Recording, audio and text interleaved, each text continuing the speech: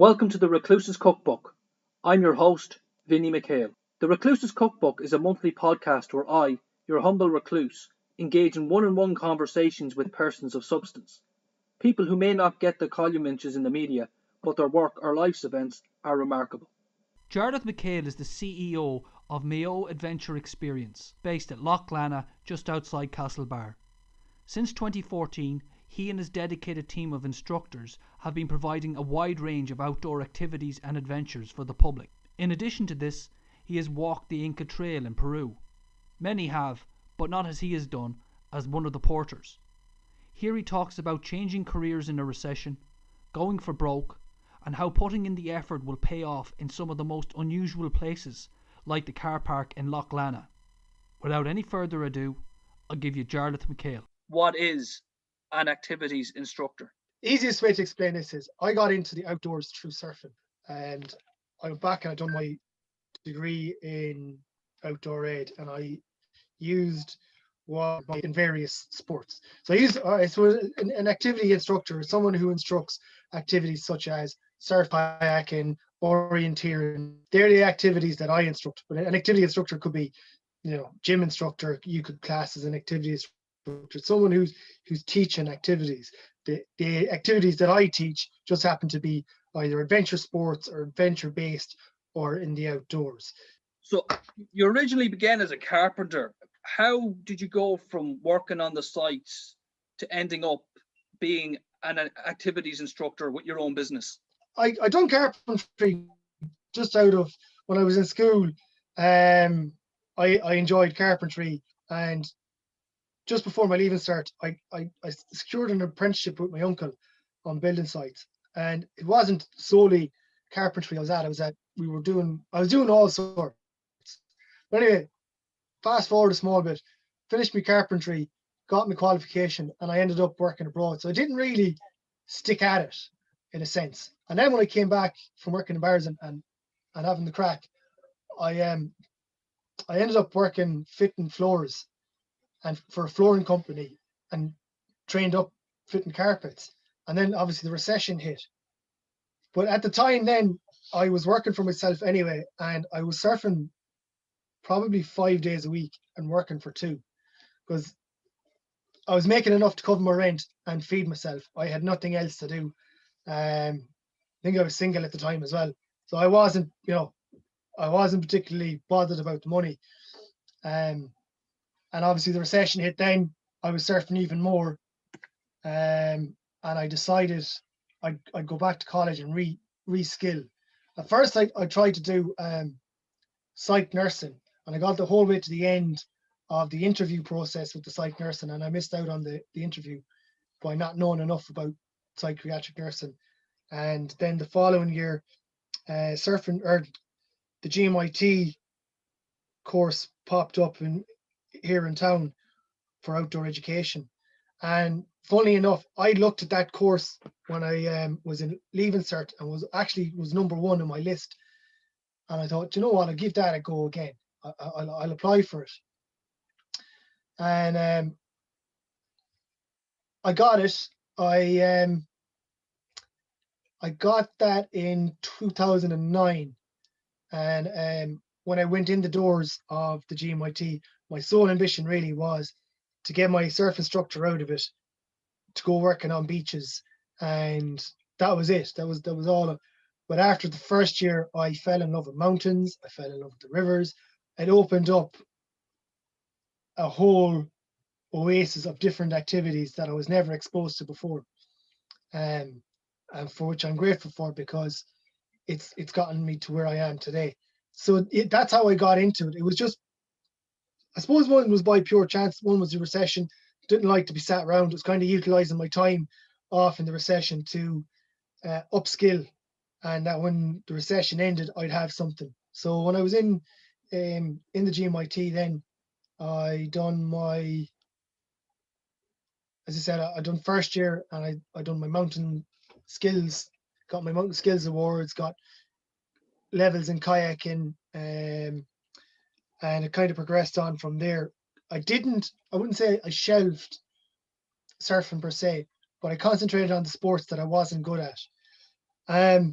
And then obviously I met my wife, so the whole idea of me traveling went out the window. And we got married when I was in fourth year of college. We met when I was in second year, and a year and a half, 2 years later, we were married. And that kind of settled me to Castlebar. And I went, when I was in fourth year, I developed my business plan in fourth year through GMIT. And that was a very interesting process, because you do your business plan, but then you have to pitch it. It was a bit like Dragon's Den, where you pitch it to a number of the lecturers and Southwest Development Company and a few more, like, depending on what your idea was, you had to pitch it to the lecturer at the time. She would bring in certain people that would suit your pitch, and she'd give you a grilling of the ins and outs of it. And I remember there was two guys, two lecturers that were involved in quizzing me up. And I remember them saying to me at the end of the day, says, yours is the only pitch that I can actually see working out. And mine was the only pitch that year that sprouted legs and continued on, and it's still going. I've had that lecturer out in a program this year called Blokes and Boats, so that was kind of cool. But since then, I've been brought back in to do the same, to quiz people up on their experience and their particular business plans by that lecturer, because my business plan did come to fruition, and it became a working business plan. So that's how I got into the outdoors. I looked at, when I finished college, I was like, right, I can spend my time driving either to Achill or to Killary, summer times on the beach, working as a lifeguard, what you do for the rest of the other 9 months of the year, because that's only 2 to 3 months. So there was an opening here in town. There was nobody really utilizing the lake, which is across the road. And I decided I'd give it a go. I always said I'd kick myself if I didn't give it a go. I don't give a shit if I give it a go and it doesn't work for me. I'm happy. It hasn't worked for me. And if somebody came in behind me and it worked for them, I'd be like, thumbs up, fair play to you. I'd love to know what I was doing wrong, but I wouldn't begrudge them a bit of it. I'd be like, it wasn't for me. I wasn't able to make it work. But I'd be really pissed off if I had the idea, I didn't give it a go, and then somebody else came in and had the idea, and I see them giving it a go. You mentioned there that the start of this began with your interest in surfing, but if you know your geography well enough, Castlebar is pretty much landlocked. How did you get into surfing? Every August bank holiday weekend, the majority of young people from Castlebar head for Achill for the weekend and go on the lash. And it's really roundabout way that we ended up surfing. My first time surfing was, we were in Achill for the weekend. There was no surf school in Achill. This will show you how long ago this was. There was no surf school in Achill. So we packed up the cars and the vans, and we left the tents all pitched, and we headed for Carniskey, which is maybe an hour and a half drive from Achill. We surfed, fell in love with it, came back to Achill that night, went on the loch again, and we went back to Carniskey the following day. And I just loved it. So the guys I hung around with, they began to surf a little bit more. They could afford equipment, so we worked on borrowed equipment for a long time. But when I came back from traveling, I bought my own boards. I started traveling in and out at my own wheels, cars, so I started getting into it that way. And I was out of that group then. I was the only one who persisted at it. And again, hadn't a fucking clue what I was doing. I used to turn up at the beach on big, windy, swell days with days you shouldn't be going to the beach. And I'd end up there and I'd be going, where is everyone? There's loads of waves, not a clue, not a fucking notion of what I was doing. Like, there's probably times I'm wondering how am I here and I didn't get blown away or hit with a board on a windy day, because there's no way I'd bring someone out in it now, But then I ended up meeting two lads from Castlebar who, same buzz, but they were a bit better at surfing than me. So I started hanging around with them. And after a while of hanging around with them, they started bringing me and educating me about surf and about offshore winds and what swell is. Like, I hadn't a clue what swell was. I just knew waves were waves. So, that's how I got into it. And I steadily got better at it and better at it and better at it, to the point where I kind of surpassed the two guys from town, and I just started like every opportunity I was in the sea. So then I ended up being 5-6 days a week. If there was swell, I was on it. I would ditch work. The surf would come well before a job. It like, yeah, can't make it today. The dog is sick, or yeah, just not feeling great. This type of shite. Or is it you're just going, I'm going, it's pumping. So that's how I got into it. And I haven't looked back. It's done so much for me in terms of where I'm at today with everything. So yeah, that's From your business plan, you grew your idea of Mayo Adventure Experience. Can you tell us about Mayo Adventure Experience, what you do and who you do it with? yeah. So Mayo Adventure Experience was before was born out of an idea that we live in an urban hub here in Castlebar, and there's no adventure activities really, or it's very hard to get into. There's a kayak club, but like unless you knew someone who was in it, I found it very hard to nail them down. So I seen an opportunity to start trading in adventure sports and activities to the town. I also seen an opportunity work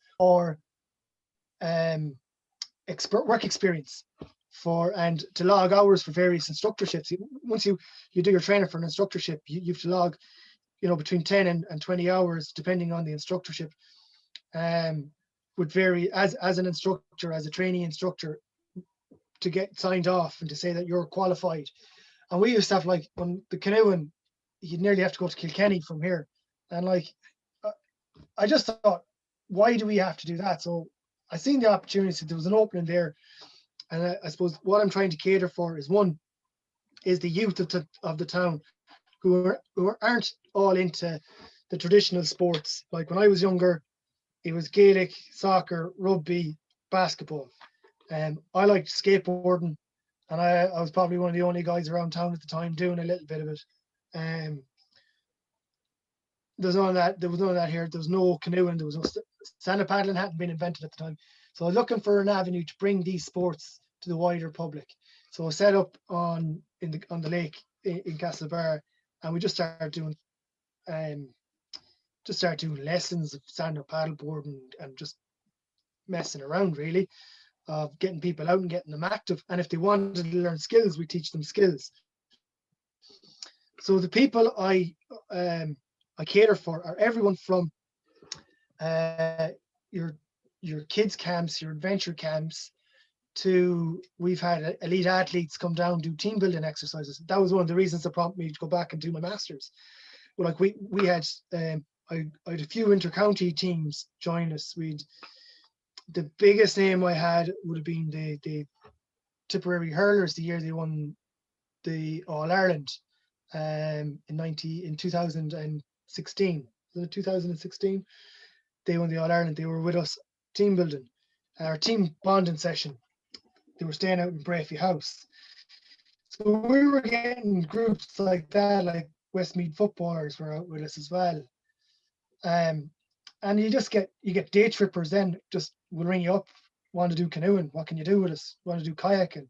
So we're catering for all that now.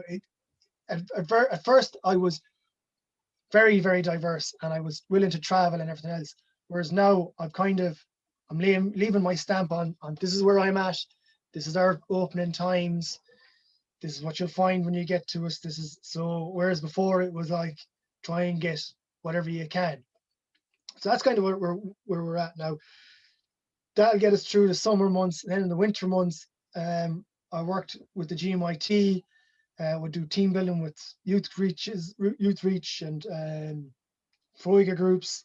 So that's where Mayo Adventure Experience is at now.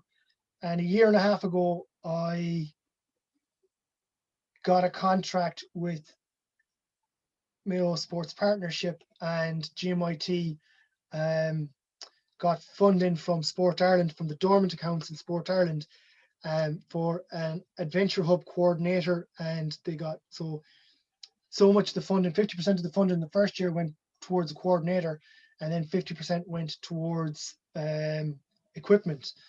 So that in the winter time and through the summer, I do 20 hours a week all year round with that, which keeps me busy in the winter time as well.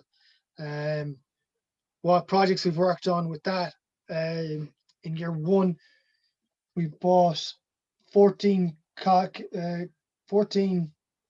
polo kayaks for the new leisure centre that was built here in town, and that's just to get guys kayaking throughout the winter. So we hire out the pool, do rolling sessions, teach them how to kayak, teach them how to roll before getting people out on the lake.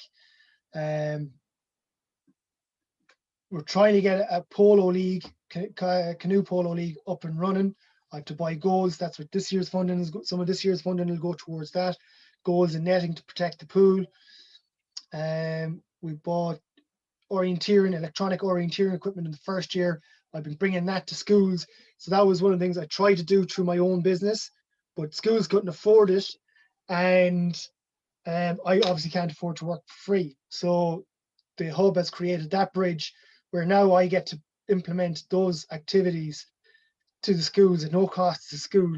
And it's promoting adventure activities around Castlebar and Lough Lannagh. So we've a permanent course just installed in Lough Lannagh. The posts have gone in. I need to put the capping on it and label them all. Hoping to do that now in the next couple of weeks. So that's what's kept me busy throughout. Yeah, it's just broad. It's just so broad what we're doing. Can't really just narrow down one thing, Okay, you mentioned the sports partnership there. So what is the sports partnership and what is a sports hub? So Mayo Sports Partnership, I suppose they're every county will have a local sports partnership, an LSP. Mayo Sports Partnership is based here in town, but it covers the whole county. And it's to bring the likes of your Operation Transformation, Couch to 5K. They deliver all those programs on a local basis. Now, they do other stuff as well.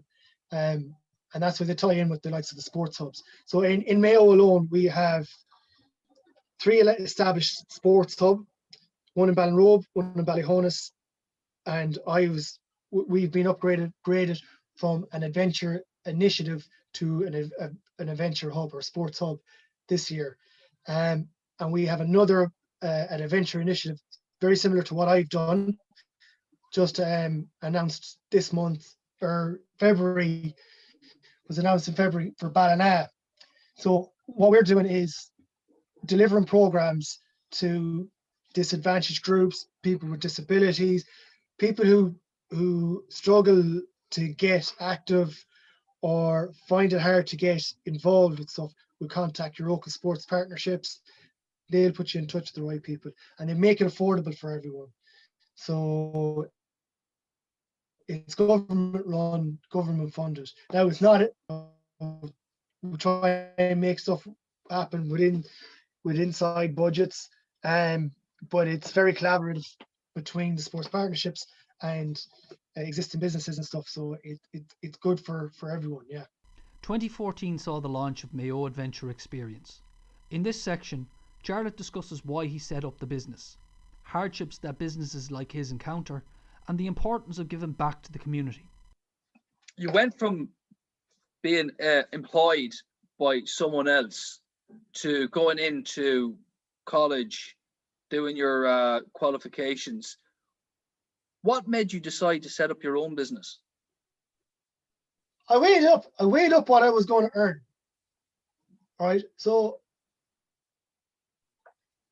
initially, it wasn't going to make any money, and I probably would have ended up reverting back to carpentry or doing something like that. And I'm a big believer in, if you train up at something, fucking use it. Like, don't go just doing something for the sake of doing it and to pass the time. I think that's a complete waste of fucking time. What was the point of me going back to college and having all these skills, coming out with all these skills, if I'm going to end up working in a warehouse or back on the sites? I was as well to keep on. I would have been better off doing construction management rather than doing outdoor education. And I suppose I seen that there was an opening for adventure tourism here in Castlebar. It's already established in Westport. And I thought, I fancy a go at that. I fancy a crack at that. I fancy doing it.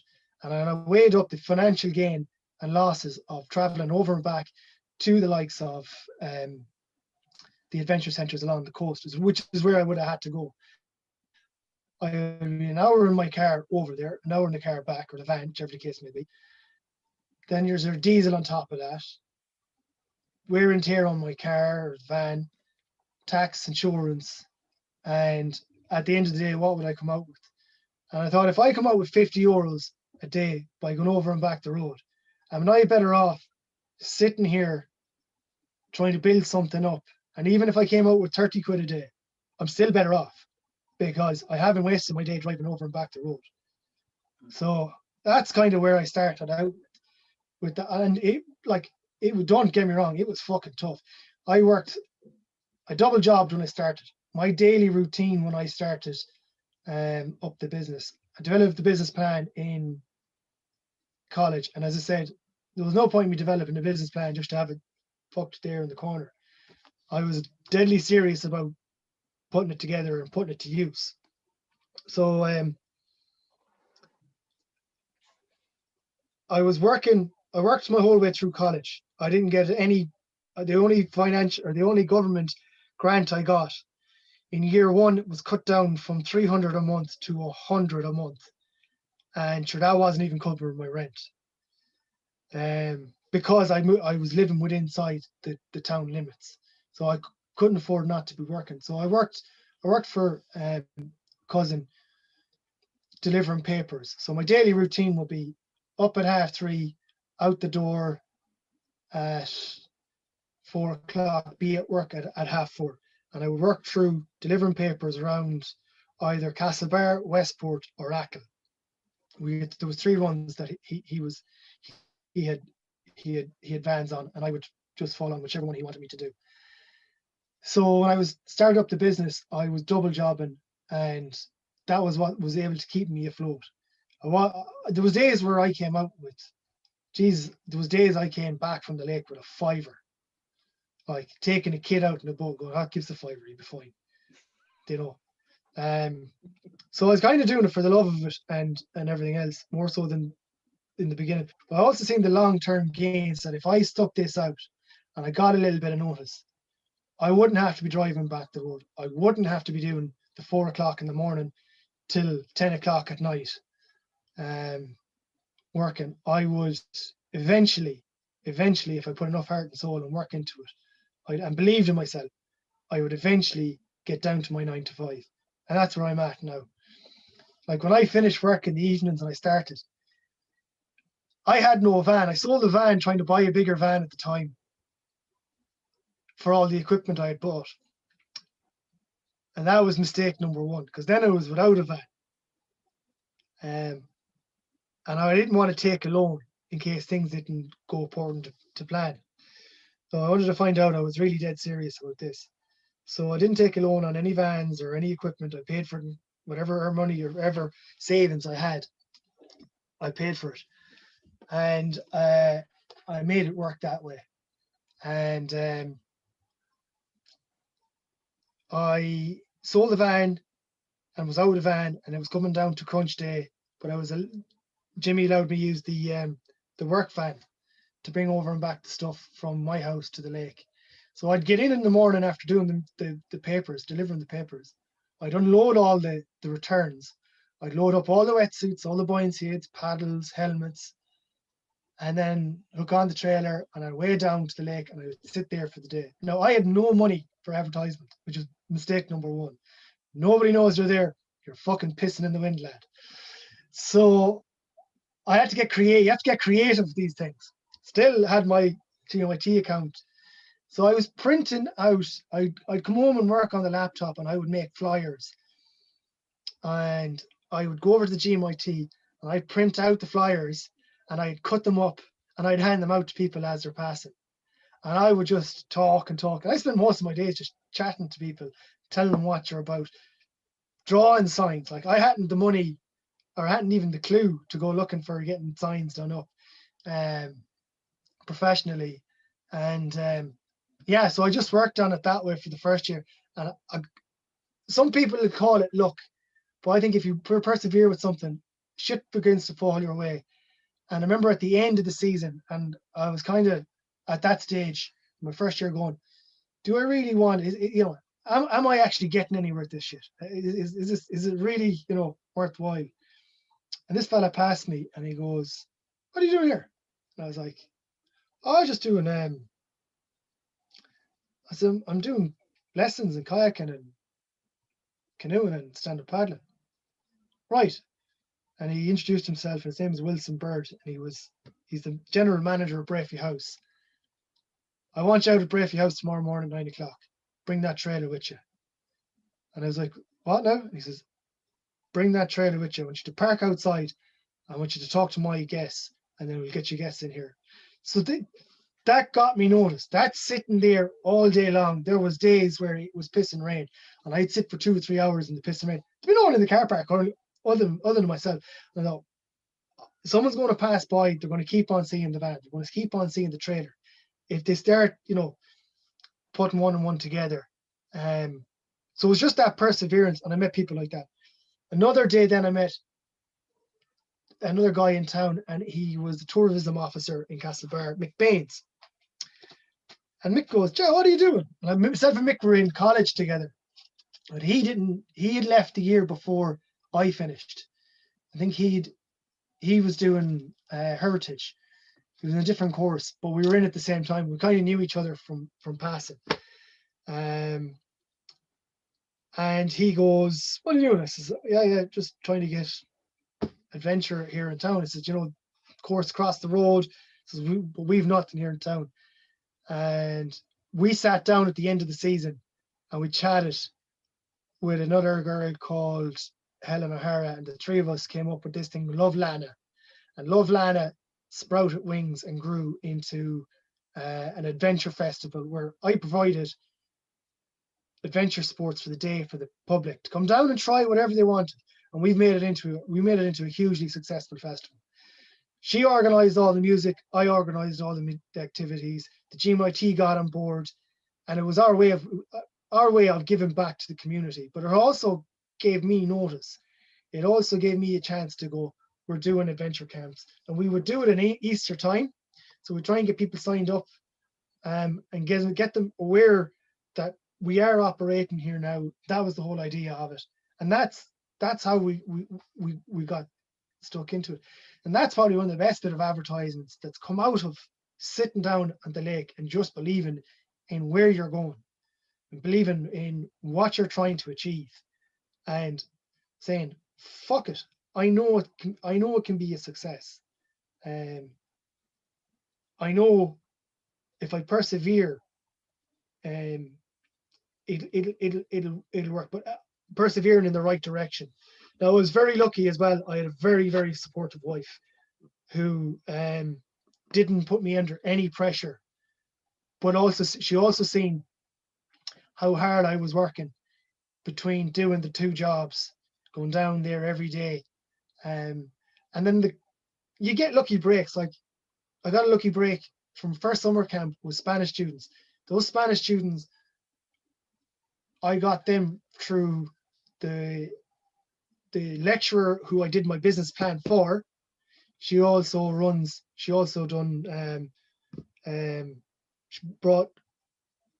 Spanish students to town. I don't know if she housed anything, but she coordinated because she's a Spanish teacher. So she would bring down, you're looking for activities in the afternoon, will you take the Spanish students? So I had them for 2 or 3 years as well. So it was just little bits like that I always seen as successes. And I think about the successes. I can't remember all the days that I sat there, going, what will I do? Or I sat there thinking of, what can I do to be more visible? And again, printing off the flyers in the college and just going up and they were just done on A4 piece of paper. I've kept every one of my flyers. I've kept a sample of every one of the flyers just to see how the business has evolved over the years. And it's mad to see what I'd started off with to where how professional it looks now. So it's just get out there and get going. What would be the main challenges faced by a company like yourself today? Oh, main challenges, right, was weather. So I aimed to be operational all year round. Whereas I know some people in the same industry just looked to go hard in the summer. I've always looked to be busy all year round. And that was, I suppose, my year was structured. School visits with orienteering and stuff, and team building, and GMIT throughout school terms, and then tourism and adventure in the summer. So weather in the west of Ireland isn't the best. And Vinny, you know yourself, Mayo, you could drive as far as the Galway border and it's sun is cracking stones, and you drive into Mayo and you can just see black clouds. So it's trying to be versatile enough that I could be open all year round. So what I've done with my business ending, so I didn't have to cancel any of the adventure camps. The days it was too windy to take kids out on the lake, I'd run orienteering. So I didn't just become a one activity adventure camp. We became a multi-activity adventure camp. So we done canoeing, we would do orienteering, we'd do stand-up paddling, and then it began to evolve. We've two forms of stand-up paddling now. We've kayaking has been brought on board. We have canoeing. We have the orienteer. But then, like on really crappy days, we just teach kids about water safety. Like we'd bring them down to there's an old diving board that was knocked down. There's a bit of a jetty left after it. We'd bring them down there and just get kids out swimming. And we'd raft up, tie off one of the monster sups, and we'd swim in and out to it. But it's just creating that water awareness each day that they were active. So it meant that one, parents knew that when they dropped their kids off for their 5 days, that every day they were going to do an activity. And we would just tell them, come prepared for both, just in case we decide that morning that it's gone, the weather isn't safe to take kids on the water, or they're going to struggle. We'll do orienteer, or we might do water safety, and we might be just teaching them how to throw a ring buoy into the lake and pull out one of their friends. And we would do that. We'd have swimming races around the buoys, diving off or jumping off the monster sup and just swimming back to shore. And the thing is, if kids are safe, they'll have fun. And if they're having fun, they'll learn. So safety is our number one thing. And if the enjoyment will always come after that. If you can create an atmosphere where people feel they're safe in your care, they'll learn. They'll automatically learn. So that's one obstacle was, I suppose, being versatile. The other obstacle is always the big I word, insurance. That's always increasing. There's lobbying to be done with that now, and the IAAT are very good, and they're on that case. So they're probably my biggest two obstacles. And then it's finding what market you really want to nail down. As I said, I tried everything in the beginning, and I traveled everywhere in the beginning trying to please everyone. And now I figured out, no, this is where we're operating from. This is what we're doing. This is what we specialize in. Maybe we would go back to that someday, but for now, it's pick what you're good in, pick your niche, work on it, and make sure that happens. So yeah, and then other obstacles will be finding staff. Where I've been very lucky, I'm getting the students from the GMIT coming out, and I'm getting really top quality instructors from that. But I'm also getting are the kids from the camps that we started running. They are now becoming instructors. So Mick Baines, who I spoke about a minute ago, his young fella started off in my adventure camps in the first year, and that's probably how Mick found out I was down there. Or that's probably how Tom found out I was down there, was me talking to Mick. his young fella came down to my very first adventure camp, and actually he was in with the Spanish students, and he came back. Then Mick contacted me the following year going, is there anything you can do with this fella to keep him out of the house? And I said, yeah, sure, send him down to us. I said, look at Mick, I can't afford to pay him. He said, I don't care, just keep him busy. Now this young fella, right, when he was 14, he was 6 foot. He was dragged into rugby and he didn't even want to play. But he has been with me since I first started. He learned the ropes. He gave me a hand. He's absolutely invaluable. When I was awarded contribution to the environment by the Tidy Towns, I brought Tom up to accept the award because he helped me. Like, that's, you know, I didn't do all the cleaning on my own, and yet my name was on the plaque, and it was, you know, he was there every step of the way. So I've a really good time and relationship with him. But he's one case that he went off, he got his instructorship, he came back and he started working. And as soon as he had his instructorship, and you're qualified now, I'll see you later. And I walked off. I left him with a family of 4, and his face dropped. And he went, what now? I said, you know what you're doing. I said, I'll see you later. And that's how much faith I had in him, because I knew I didn't have to look after him. I knew once he had his qualification that he knew what he was doing, and he was able to take out a group. And he came back to me, and every time he came back, I'd ask him, what did you learn? And every time he'd come back, he'd give me 3 things he learned, and we evolved into that. And I was talking to him recently about it, or at the end of actually last season, and he says, you know, every day you ask me the 3 things I learned, that has always stuck in my brain. And I said, well, you know now what to do with the new fellas that come in. Says, to make sure that they're learning, is you ask them every day, what have they learned? So it reinforces not just that they've been out, but what do they actually do that day? And now we have a young lad, again, started off in the adventure camps. Him and a buddy of his and his buddy were inseparable. And the 2 boys have hit 16 now. Liam's going on to be 17, and he's going to get his instructorship this year. And I remember during the summer, his mother had rang me in the middle of lockdown. She's going, are you opening up again? I said, I am. I hope to add I am. And she goes, good. How many days can I says, will I put you down for a week? She goes, how many weeks can I put him down for? I was like, well, I mean, I says, whatever you want, like. So she signed him up for 5 weeks. No word of a lie. She signed him up for five solid weeks.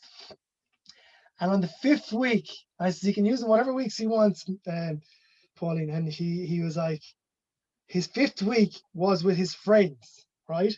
His 5th week was with his friends. And he turned around to Tig, who's running the stuff for me now. And he goes, can I not just work as an instructor? And Tig was like, why? He says, I have way more fun as an instructor. He says, look it, your mother was paid for this last week. Enjoy your last week. This is your last week as a child, as a young participant. From now on, you'll be working, and get to enjoy it. Just go out and have the crack. And he's now going to be and at the end of that's to me is 2 success stories. If I'd done nothing else in town, that's where I've wanted it to go, is to become that circular cycle where you're attracting in those good heads to come in through those adventure camps, learn the basics in the adventure camps, so that when they go for their instructorship, they know what it's about, that they know what it's like to stand up, that they'll do a small bit of time shadowing qualified guys and helping them out in the background, and that when they come into their instructorships, that they become a very, very all-rounded instructor, which is what he will be. And there's another young fella who approached us at the end of the summer as well, and he wants to follow on where Liam took off, or is finishing off. He wants that role now next year, or this year. So by the end of the year, or even the mid-year, if he's going good, I'll get him qualified. I'll sponsor him to be qualified, to get his instructorship. So that's where I'm at with stuff. They're my success stories. They're where I see things being invaluable. And like Liam asked, when he turned out, you throw him 20 quid every now and again, just to say, look, at the work you do is appreciated. And he says, I don't want it. He says, will you just get me qualified? That's all he wants. That's fine. But once he's qualified, he'd be he's going to go on the books and everything else. February is finished, and you had a project called Focus February. How did that go?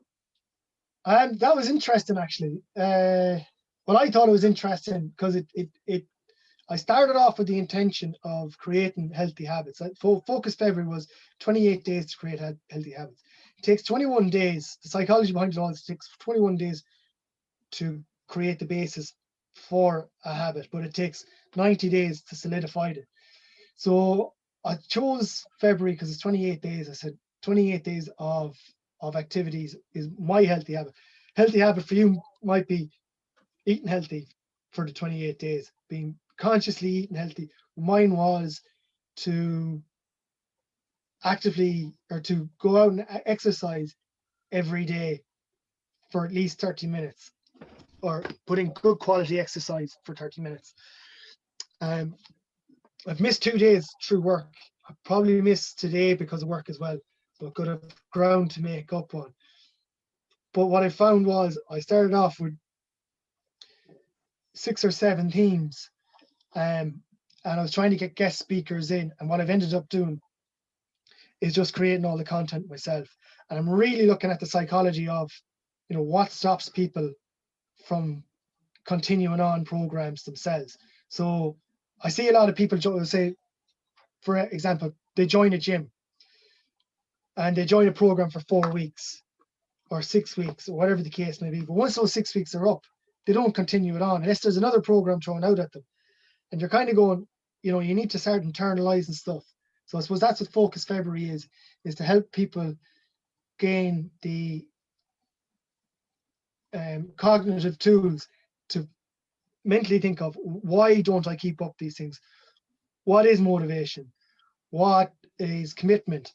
What are the effects of self-confidence? How do I grow self-confidence? What's that effects on me creating my habit? My self-esteem, does that affect? So I've covered all those topics. I've done goal setting, done the traditional ones, goal setting, time, and I'm just trying to give it from the whole performance psychology point of view, but doing it for everybody and anybody to understand. And it's just trying to give totally free. It was totally free. The whole project was totally free for anyone to sign up on. And all I was doing is sending them out an email, and to make accountable and to make myself accountable, I was doing a post a day on Facebook of my daily exercise. And it was literally, it allowed to be a short video sped up of me on the turbo trainer, which I've never used before doing Focus February, but because I work in the office, it's very handy that I walk out into the shade, in the back shed, hop on the bike for half an hour, up, have a shower, and I can go back down or go to work, or I can do it at the very end of the day, and there's not a lot of messing around. The reason I suppose I started doing it was because I always was very active between surfing, and I always built my activity around, and I structured my working week around what days of the week I could take off to go surfing. During the lockdown, couldn't take any days off because you can't go anywhere surfing. It's too far away. As we spoke about Castlebar being landlocked. And I'm not a big fan of using work as my downtime. So I'm not a big fan of paddleboarding and canoeing because I tend to see it too much as work. And what I found over the last year, because of the way the business has been structured or has developed, I'm not physically active anymore. I'm sitting in the office more and more. So to get out of that routine and build a healthy habit of being active daily into it, or at least being physically or being psychologically aware that you've missed your target this week. You're not performing to the ability you should be. And then there's the whole health benefit of it. Like, I went for a run last night, and I did the same run at the beginning of the lockdown, or the beginning of the month, and it took me 25 minutes to do the same run, 1.9 miles. Last night it took me 15 minutes, and I was at a top speed of 11 miles an hour, whereas up to that I was at 8 miles an hour. Now, I won't say I was doing 8 miles an hour for that whole run, but I was doing it for a majority of it. So I've seen the health benefits, and I'm way more focused on what I'm doing. I'm not dithering about on Facebook, wasting half my time. I'm not dithering about going, well, what's on YouTube for a half an hour? I'm coming in, I'm really focused now on what I need to do. I'm way more alert. And time, I don't have an awful lot of time anymore. Today I got called out by the fire brigade, so I need to utilize it a lot better than I was. And so that's kind of why I want to personally do it, but I also wanted to give people the tools of and the know-how of the psychology behind keeping active. You mentioned the lockdown there. How did COVID-19 affect your business? How did you tackle it? So when COVID, we're in a year now. Lucky for me, in one respect, I've the contract for the Adventure Hub, which is 20 hours a week. So one effect that had was I still was able to work part-time. I'm down a lot on the hours we could work because I wasn't able to deliver activity programs like we had planned. But I was lucky in the respect I was able to continue on in a smaller capacity. So I put a lot of stuff that I would normally do visiting schools, I put it online, which has been good. And now I can redirect people to that. In terms of, I lost a lot of contracts. I lost the contract with the GMIT. As I said, I was head instructor for the surfing, but because they couldn't travel on buses and couldn't go to the beaches, I lost that contract. Whereas we were kind of getting into teaching the kayaking as well, couldn't do that. All those activities kind of went down. Then things picked up in the summer. Things weren't bad in the summer because we opened up again.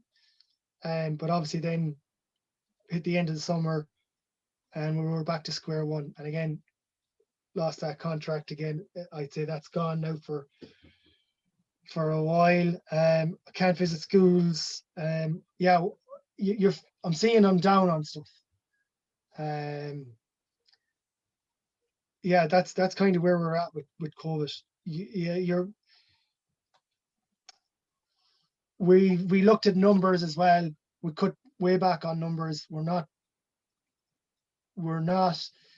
working at a capacity that you could. Not that I don't think that's a bad thing either. I think that's, for me, I like to give quality over quantity. So we've learned over the last couple of years that, yeah, we've got the equipment and we've got the instructors, but what we find is if we keep it small, more manageable groups,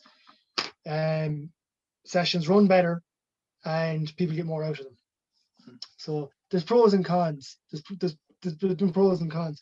I've just bought new equipment this year. As I said, I'm always trying to evolve the business, so I'm always reinvesting in it. No matter what the circumstances, I'm always kind of planning for a better day and reinvesting in it.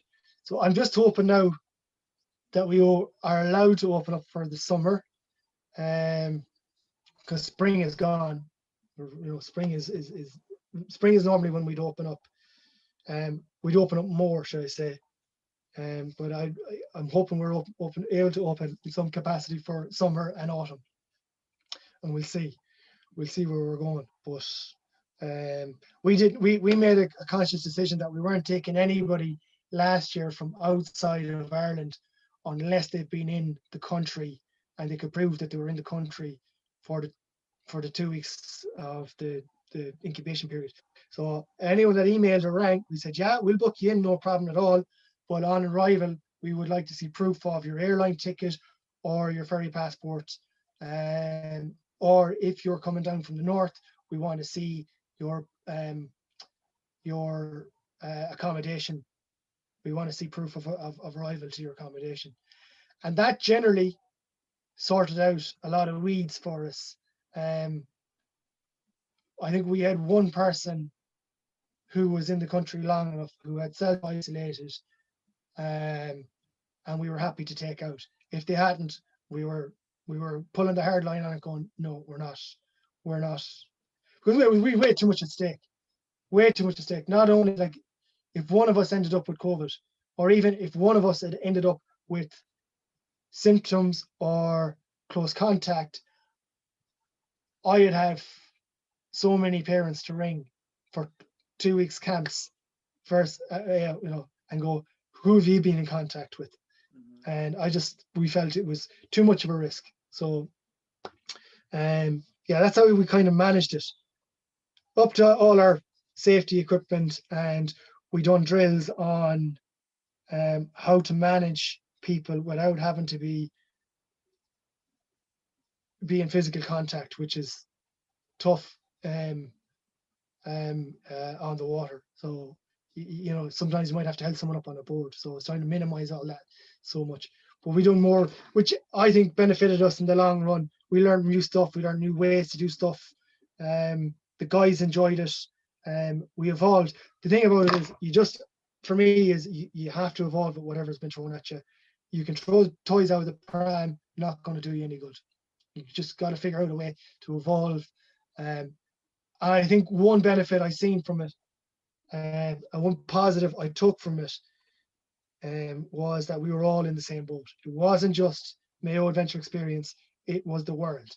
And that was what I kept saying to my staff. And I think it trickled down to the whole thing, that they looked at you going, if he can be that fucking optimistic, and he's the one who's going to really lose out here, then we can be that optimistic. And then that filters on to the clients, and everybody seems to benefit. Whereas if I was going around with a stressed head in me going, what are we going to do? What are we going to do? I think that would have shown up the whole way down the line. So I just think try and be optimistic. 2017 saw Jarlath take on his greatest challenge yet. He decided to walk the Inca Trail, not as a tourist, but as a porter.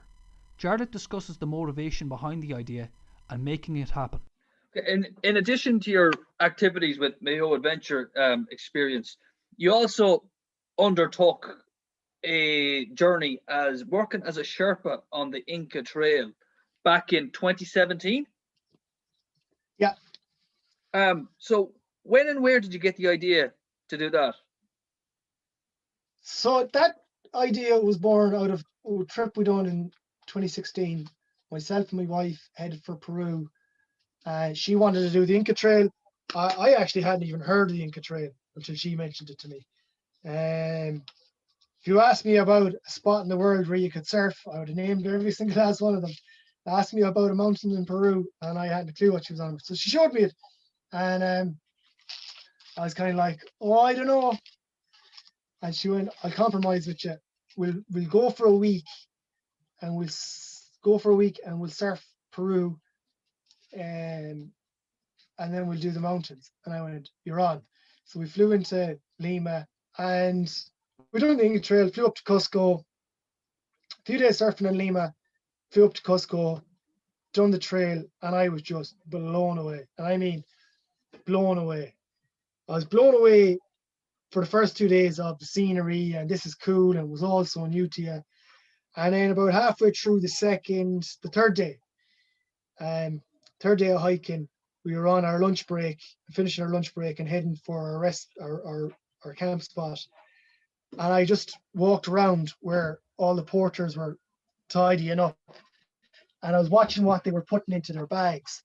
And I was looking at cookers and gas bottles, like the orange gas bottles that you have outside your back door for cooking. Some fella was carrying one of those, and I was like, my eyes just lit up, going, "Holy shit! What else did these?" Because it never really dawned on me what they were carrying. So then I started seeing, the food, and it started dawning on me all the tents and everything else. So I went up to our tour guide, tour leader, and Wilmer was his name. And I was just asking him about it, what weight to carry and various bits and pieces. And he was saying, it's 25 kg, and they have to carry it, they all get weighed, and telling me the ins and outs of it. And I asked him, could I try on a bag just to see what the weight was like? And it's the only picture of me wearing, there's one picture of me wearing that bag at this particular campsite. And I walked around the tent, and I came back to him. I says, "Can I do a leg of the journey with it?" And he spoke to the head porter, Luis. And Luis kind of looked at me funny, going, "All right, yeah." So off I headed off with this fella. He carried my bag, which had a rain jacket, rain pants, and a bottle of water in it. And I carried his. And I don't know what was in his, but it was heavy. And the straps were well worn on this bag. And we headed off. And it was all grand going along these cobblestones or rocks on the flats. And then I hit the steps. And we started going up. And it was exhausting, because where we were at that stage, we were above 3,000 meters. So the air is fairly thin at that stage. And I wouldn't give in till I'd done I got to the top of that row of steps, and we walked a little bit further, and he took the bag back off me. And I was ages then waiting for everybody to come up to me. But while I was sitting there, I was going, geez, that's mental. And, the thoughts started going anyway. And everyone caught up with you, and they're all asking about the experience, this, that, the other. And we got to the campsite that night, and that was the most surreal experience, was that night that I've ever had. We sat above the clouds at this campsite, and we watched the thunder and lightning below us. I have never seen anything like it before or since. It was unreal. And then we headed off into Machu Picchu, done the whole touristy thing. But we're sitting down in Aguas Caliente, which is just underneath Machu Picchu. It's the little town that some tourists will get the train to. When the walkers finish the trail, they'll get their rest stop in this town. They'll get their hotel before they get the train back to kilometer 82 in the Sacred Valley, and then they get the bus back to Cusco. And I was chatting with a guy who was on my trip, who worked as a reporter for the BBC, and we were just having a cup of tea. And I was saying, geez, wouldn't it be cool to do something like that, and cool to highlight what these guys do. And he was like, do you think, could you do it? And I was like, I don't know. I said, I'd love to give it a go though. So what's the worst that can happen? If I failed, it'd only highlight more what they do. So it festered. And I mean, it festered for a couple of months after that. And obviously work took over then when I came back. And I sat down one night and I said, right, fuck it. I'm writing a thank you note, because this I can't get out of my brain. And I wrote a thank you note to Exodus, who was the travel company we've traveled with. And I said, thank you very much for the experience. And it was amazing. And as the wine flowed, I got braver and braver, and I put it all out there. I said, I would love to go back and highlight what the porters are doing. I'd love to go back and be a porter and walk in their shoes, just to highlight what they're doing. Now, the reason for doing or wanting to go back was I got pissed off when I seen how some of them were treating these guys who carried everything for them. On the first morning, after the first night camping, one of our party decided she was going to offload her extra gear into her carry bag, and some poor fella was going to have to carry the extra bits and pieces that she wanted to bring. Now, Luis was very strict, and he came out and he weighed all the bags that the porters were carrying, very regimented, because he got weighed at a station. So if they were over, he'd get fined, and his company would get fined. So he called her up and he told her, don't care what you put in it, take it out. The guys aren't carrying it. She argued black and blue that there was nothing extra, and he made her take out and got the weight down to 25 kg. But that's not just a single case. That happens the whole time over there. That then, when we came to tipping, we put in extra money just to show our appreciation. Myself, my wife, and her sister put in extra money to highlight our appreciation for those guys. And the way it was done was, you go into the food tent You put the money in the envelope and you come out and that's it. Nobody knows who's put in what. And somebody goes in and divides it up because there's different people get different amounts. Like there's a guy carrying a toilet up there, has to clean it. You know, you can imagine there's 12 or 13 tourists doing their business in a bucket, and some poor guy has to clean it out. He deserves a tip. Don't care what anybody says, and he deserves a good tip. So he was getting a little bit more than what the rest of the porters were getting, and that's agreed on. Head porter with more responsibility, he gets a little bit more. He's a little bit more educated, so he's worked harder to get where he was. What we found when the money was counted, it came to what the average amount should have been, which should have been wrong because remember, we put in extra. So somebody either skimped or didn't pay. And that pissed me off even more. So that was why I wrote the letter. That's why I wanted to highlight what they did.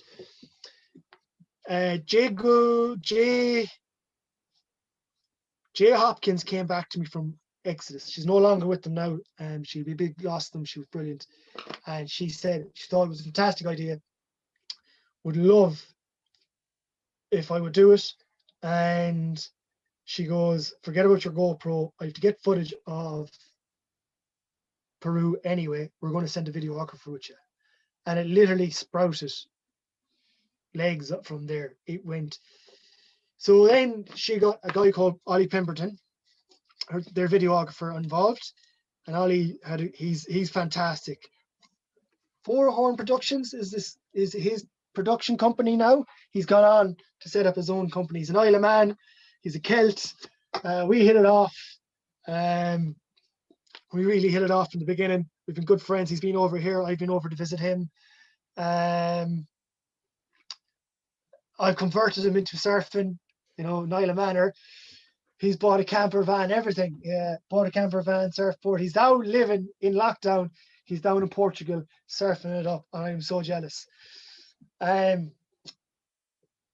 him involved. On the Peru side, we had a guy called Gary Cohn who managed the travel company on that side of the water, and he got his team involved.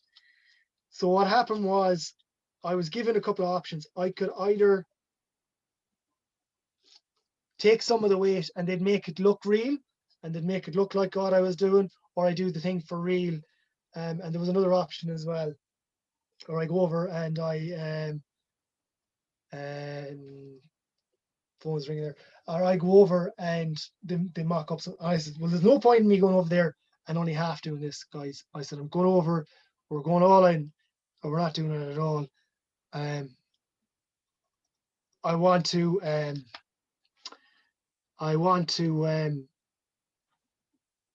experience it for real, to give people a sense of what these guys go through. So I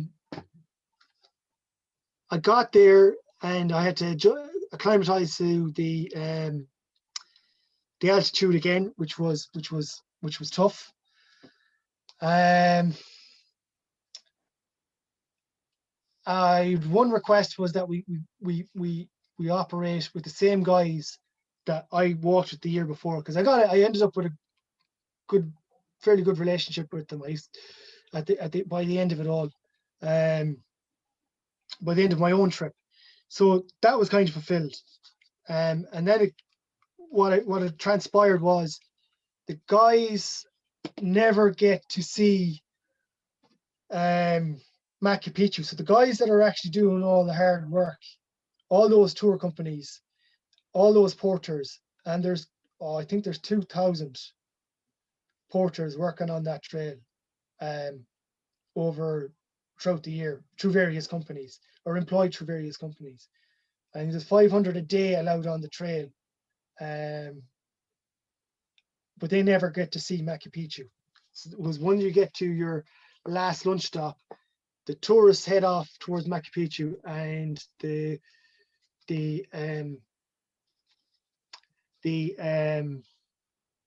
porters head off down towards Agua Caliente, get the train back to start it all over again. So they don't get to see their heritage, which so through the project that we done, Gary organized that the 24 guys, 25 guys that was with us, they got a tour in Quechua, which is their native tongue, of Machu Picchu, and they were the first to get it. So that was exciting. We started off on the trip up in their village, went up to meet them all, and that was cool. Got to break bread with them and guinea pigs, and then we headed for the trail on the following day. The trail starts in a place called Kilometer 82, and then it's 26 miles over the Andes to Machu Picchu, the home of the Inca. So the first day is what they call Peruvian Flats. It's not that, it's hilly, but it's steady inclines. The second day is over a thing called, or a pass called Dead Woman's Pass.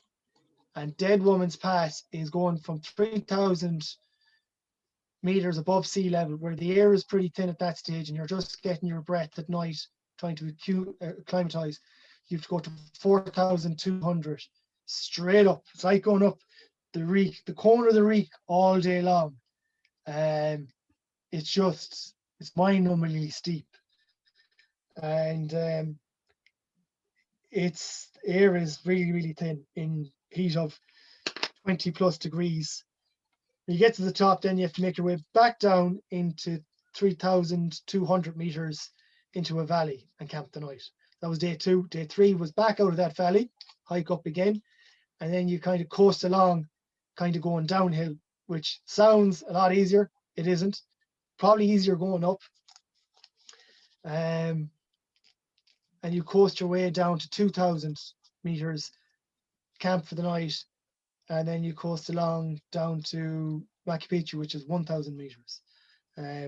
So yeah, it's phenomenal what they do, and they carry everything: pots, pans, tents, sleeping bags, food, snacks, water, gas for cooking, cooking utensils, all the washing equipment, cooking tent, eating tent, tables, chairs, everything, absolutely everything.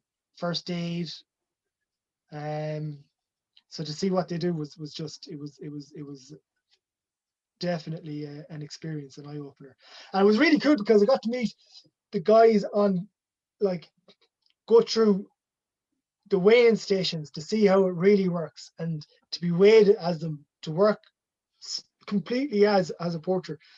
Yeah, it was unreal. And then we ended up in Machu Picchu, and we got a tour of Machu Picchu. And I remember that morning, it's the way that the trail works is you do your 4 days and you arrive in Machu Picchu, you go down to camp for the night, and then you go up and you have your tour around Machu Picchu. And they've done the same thing with the porters that year. They all got sent down to Agua Caliente as usual, but I got to bring 2 of them through the Sun Gate with the tourists, and that's in the film where I walked through with Hugo and I can't remember the last name now, and that was kind of special, just to see their expression of what they really put the effort in for. But the following day, then we got brought around Machu Picchu, and I remember one of the guards that work, one of the park guards that work on the site itself, and it had filtered around what we were doing. And as I was walking by with one of the translators, Maritza, who was also working on the project with us, he said something to us in Quechua, and I was like, "Oh, what did he just say?" And she was like, "It's great what you're doing, and it should be mandatory for all tour companies to do this." And that was another boost to the confidence. And I took great solitude, solitude, is that the right word for it? I took great comfort in that, that I was doing something really, really positive for people. And since then, all the porters that worked for Peak South America on the Inca Trail have now seen or have been brought on a tour around Machu Picchu, which is just brilliant. So yeah, that was really good. Well, what did you take personally, or what was your personal highlight from the whole thing? One thing that you can pinpoint and say, I'll take that with me now. I don't think there's any one particular. I suppose. All right, so there's a couple. The guys getting the tour around Machu Picchu. Like that morning, we were sitting at the or getting up. We woke up in the campsite. Sorry, we woke up in the campsite that morning, and I remember it was so cloudy. And I remember saying to Ollie, going, "I really hope that cloud lifts, because if it doesn't, these guys aren't going to see anything." And the highlight was when they were getting the history of the place. The highlight of the tour was when they were getting the history of the place, they couldn't really see it. The cloud kept drifting in and out over the city, and they were getting glimpses, and you could see that is in their expressions that they were beginning to get a little bit disheartened. We're never really going to get to see what this is all about. And no word of a lie, when your man finished talking, when he finished explaining to them the history of it, and he'd taken their questions, the sun came out and the clouds disappeared. And they were like school kids. They were like, wow. And all the phones start coming out. They all start taking pictures of it. And one guy videoed it on an old Nokia. And that says a lot, like that he was going to bring this back to his family. He knew he was going to bring it back to his family. Like, think about this, is people who live in Cusco can get into Machu Picchu for free on a Sunday, but they can't afford the train ticket out there. So they're never going to see it. That's one. But I suppose that was organized by Gary. Like Gary took over. He was the boss of that company. He's the manager of that company now. And his idea was, we're all in this together. He was going to do the trip himself, but he broke his leg. He was going to do the trip as a porter himself, just to muck in with them and to give them a hand. But he broke his leg. But he joined us. So when he heard about what I wanted to do, he was all for it. So he organized the guys getting the tour, and like, I mean, quality guy. So that's it wasn't me. That wasn't. I suppose that's his highlight. Highlights for me, getting recognition by the guys that you were walking with. I mean, the guys genuinely, we slept in the tent with 6 of them, and we had great crack every night. You see it in one part of the film where it's kind of dark, and you can kind of see us all looking at the camera, and we were just taking the piss. So that was a highlight for me, is that you got recognized by them. But where I first put on the backpack was probably my highlight. Where I first put on the year before at that food stop, I was frustrated with I knew I was coming up to it, and I kind of wanted to do a little piece on the GoPro just to say about, look, this is where the idea really happened. We're coming into, and whatever made me stop, I was frustrated with the GoPro, and I went, oh, can't be arsed. I think I could have been exhaustion and a few more things. I'm so happy I didn't. I walked in there, and once I came around this corner into this, it would be classed as a campsite as well, because you set up things. I got a standing ovation from all the other tour operators, and that lasted the whole way through me walking through that campsite. I'm so happy I didn't film it, because I can still picture it. And it wasn't just, it was everyone. Everyone stood up and gave you a clap in, and I knew it was just because of what I was doing. And I knew it was because they appreciated what I was trying to do for them. And that was one of the big worries that we had when we were discussing how the project would pan out. Was I didn't want to be going in there as the white savior of, this bullshit. I was going in there to highlight the work that the guys do, plain and simple, and to put their voice into one that you'd understand. So to take it from a Spanish voice to an English voice. And that's all I was doing. All I wanted to do was tell their story, which I did. And it filtered through all the different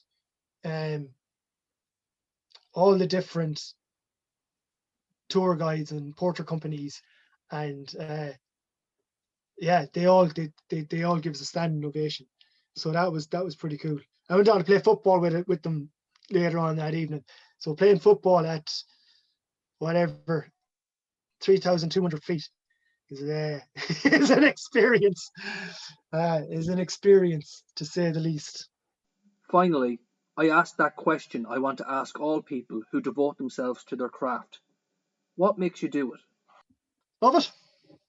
I love it. I suppose that's it. Yeah, enjoy it. I enjoy seeing the kids coming off the water buzzing, absolutely buzzing. I enjoy seeing the students coming out of the water after surfing for the first time. It gives me a sense of accomplishment. I enjoy seeing people succeed.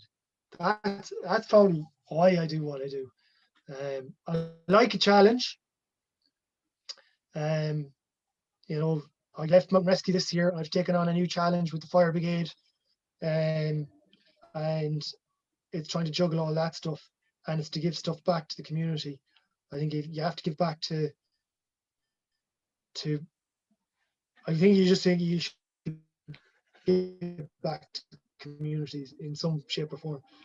But yeah, I just like people succeed, and I have a genuine interest in the outdoors. I have a genuine interest in providing something that that wasn't there for me when I was a kid.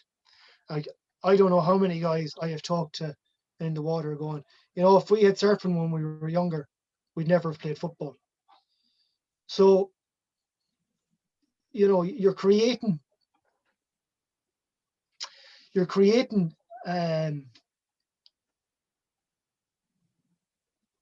I don't want to use not a word, an atmosphere. I'm trying to create an outdoor scene in Castlebar that would benefit people. I'm trying to create something that will be everlasting when I'm gone out of this position, because I know I'll probably in a couple of years I'll find another project and start working on that. But I would like to see this continue, whether it be in the form of Mayo Adventure Experience or Castlebar Adventure Hub.